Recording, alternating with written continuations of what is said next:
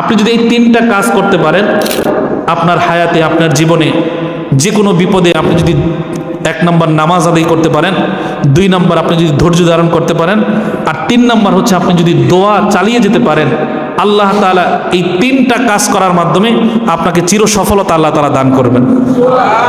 আর জোরে বলেন না সুবহানাল্লাহ। এই 3টা আমলই আপনার জীবনকে পরিবর্তন করে দিতে পারে। আপনার খারাপ সময়, ভালো সময়, সুখের সময়, দুঃখের সময়, অসুস্থ অবস্থায়, সুস্থ অবস্থায়, মুসিবতের সময়, যে কোনো ক্রান্তি লগ্নে আপনি 3টা আমল যদি করতে পারেন, আল্লাহ তাআলা আপনাকে সকল বিপদ থেকে আল্লাহ হেফাজত করবেন। এখন আমরা দোয়া করি, আমাদের একটা অভিযোগ হলো আমাদের দোয়া কবুল হয় না। অনেকেই আমাদের কাছে বলে যে হুজুর দোয়া করি কিন্তু দোয়া কবুল হয় না। দোয়া কিভাবে কবুল হবে? আপনার দোয়াটা তো দোয়ার মতো হচ্ছে না, এই জন্য কবুল হয়ে যাবে। আপনার দোয়াটা যদি দোয়ার মতো হতো তাহলে কবুল হতো।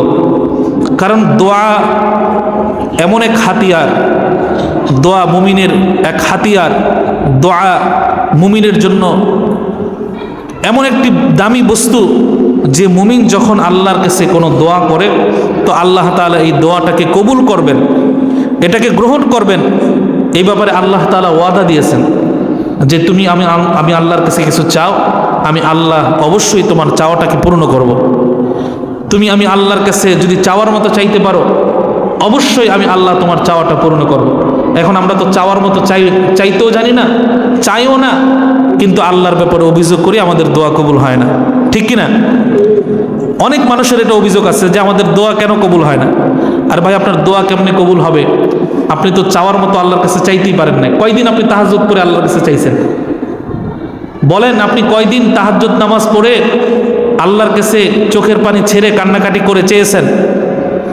আপনি হয়তো বলবেন যে আমি তো একদিনও চাই নাই। তো আপনি কেমন চাওয়া চাইলেন? আপনি কয়দিন 2 রাকাত সলাতুল হাজত করে আল্লাহর কাছে বিপদ থেকে রক্ষা চেয়েছেন? আপনি বলবেন যে আমি তো হুজুর চাই নাই। তো কিভাবে আপনার চাওয়া পূর্ণ হবে?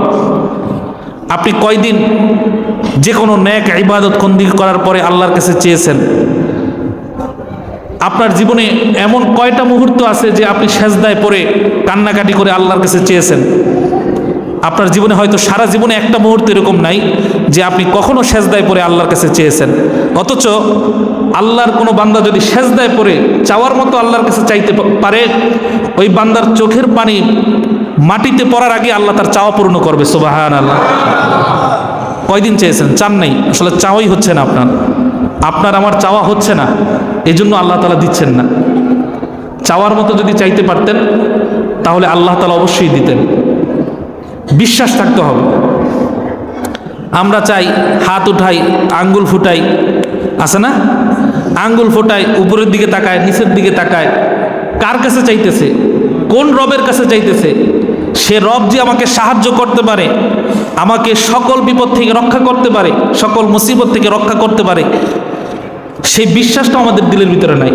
চাইতেছে গতানুগতিক চাওয়া, আল্লাহ এটা লাগবে, ওইটা লাগবে, আল্লাহ এটা দাও, ওইটা দাও। চাওয়ার মতো চাওয়া হচ্ছে না। কথা বলেন ঠিক না ঠিক? চাওয়ার মতো চাওয়া তো তখনই হবে যখন আপনি আল্লাহর কাছে এমনভাবে চাইবেন যে আল্লাহ, যতক্ষণ পর্যন্ত আমার এই দাবি তুমি পূরণ না করবা ততক্ষণ পর্যন্ত আমি চাওয়া শেষ করব না। আল্লাহ তোমার কাছ থেকে আদায় করেই ছাড়বো, এরকম আল্লাহর কাছ থেকে জোর দিয়ে চাইতে হবে। আল্লাহ যতক্ষণ পর্যন্ত আমার এই মনের আশা পূর্ণ না করবে ততক্ষণ পর্যন্ত, ততদিন পর্যন্ত আমি তাহাজ্জুদ বাদ দিব না। তাহাজ্জুদে চেতেই থাকবো। আমার যতদিন হায়াত আছে, নিঃশ্বাস আছে, আমি চাইতেই থাকবো। দেখি আল্লাহ কতদিন আমাকে না দেয়। আপনি এভাবে চায় দেখেন না। আপনি বিশ্বাস করেন যে আল্লাহ আপনার এতটা কাছে আছে, আপনার ঘাড়ের রগ আপনার যতটুকু কাছে না, আল্লাহ আপনার এর চাইতে বেশি কাছে আছে। চিল্লায়া বলেন না সুবহানাল্লাহ।